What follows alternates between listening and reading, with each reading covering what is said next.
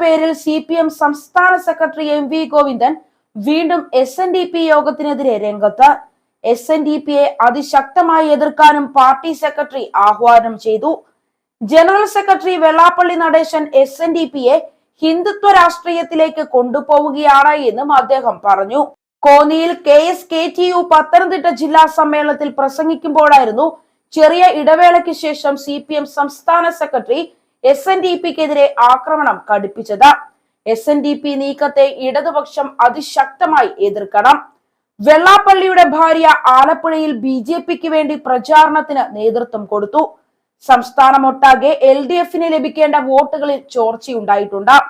ഈഴവ വോട്ടിൽ നല്ലൊരു ശതമാനം BDJS വഴി BJPയിലേക്ക് എത്തിയെന്നും ഗോവിന്ദൻ പറഞ്ഞു. വൻ പരാജയം ഏറ്റുവാങ്ങിയെങ്കിലും LDF ഉയർത്തിയ വിഷയങ്ങളെ തുണയ്ക്കുന്നവരാണ് കേരളത്തിലെ 80% ജനങ്ങളുമെന്നാണ് പാർലമെന്റ് തെരഞ്ഞെടുപ്പ് ഫലം വ്യക്തമാക്കുന്നത്. കേരള ജനതയ്ക്ക് BJPയെ പുറത്താക്കുക എന്ന ലക്ഷ്യം മാത്രമാണ് ഉണ്ടായിരുന്നത്. ഇതിനായി ജനം ഇന്ത്യ മുന്നണിയെ പിന്തുണച്ച് കോൺഗ്രസിന് വോട്ട് ചെയ്യുകയായിരുന്നു. 19 മണ്ഡലങ്ങളിലും തോറ്റെങ്കിലും LDFന്റെ വോട്ടിംഗ് ശതമാനം വർദ്ധിച്ചു എന്നും CPM സെക്രട്ടറി അവകാശപ്പെട്ടു. തൃശൂരിൽ UDF വോട്ടുകൾ BJPക്ക് പോയതാണ് അവർക്ക് കേരളത്തിൽ ഒരു സീറ്റ് നേടാൻ കഴിഞ്ഞത്. ഇത് പാർട്ടി ഗൗരവമായി കാണും. SNDP യോഗത്തെ കാവിക്കൊടി കീഴിൽ കെട്ടാനുള്ള ശ്രമത്തിനെതിരെ പാർട്ടി ശക്തമായ പ്രചാരണവും ഇടപെടലുകളും നടത്തുമെന്നും ഗോവിന്ദൻ കൂട്ടിച്ചേർത്തു. തൃശൂരിൽ CPM വോട്ടുകളും BJPക്ക് പോയെന്ന് സമ്മതിച്ച MV ഗോവിന്ദൻ കോൺഗ്രസ് ചെലവിലാണ് BJP വിജയിച്ചത് എന്ന വാദത്തിനാണ് ഊന്നൽ നൽകിയത്.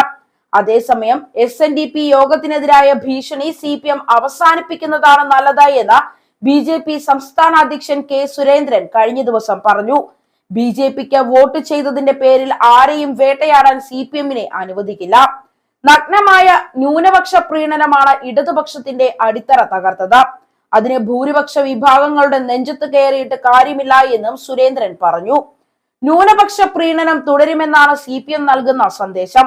ഇതോടെ അടിസ്ഥാന ജനവിഭാഗങ്ങളും പാരമ്പര്യമായി CPMനെ പിന്തുണയ്ക്കുന്നവരും കൂടി CPMനെ കൈവെടിയും.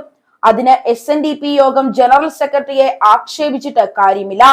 വെള്ളാപ്പള്ളി നടേശനെയും കുടുംബത്തെയും വളഞ്ഞിട്ട് ആക്രമിക്കുകയാണ് CPM ചെയ്യുന്നത്. ഇത് അനുവദിച്ചു കൊടുക്കാൻ BJPക്ക് സാധിക്കില്ല.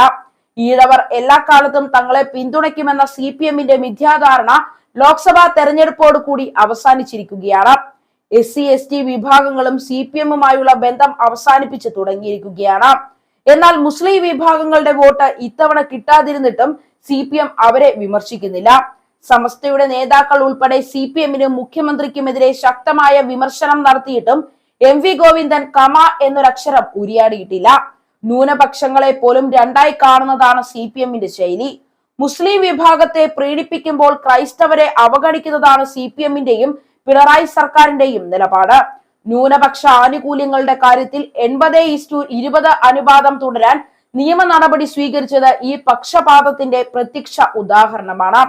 തങ്ങൾക്ക് വോട്ട് ചെയ്യാത്തവരെ വെല്ലുവിളിക്കുന്നതും ഭീഷണിപ്പെടുത്തുന്നതും ഫാസിസ്റ്റ് സമീപനമാണ് എന്നും K സുരേന്ദ്രൻ പറഞ്ഞു.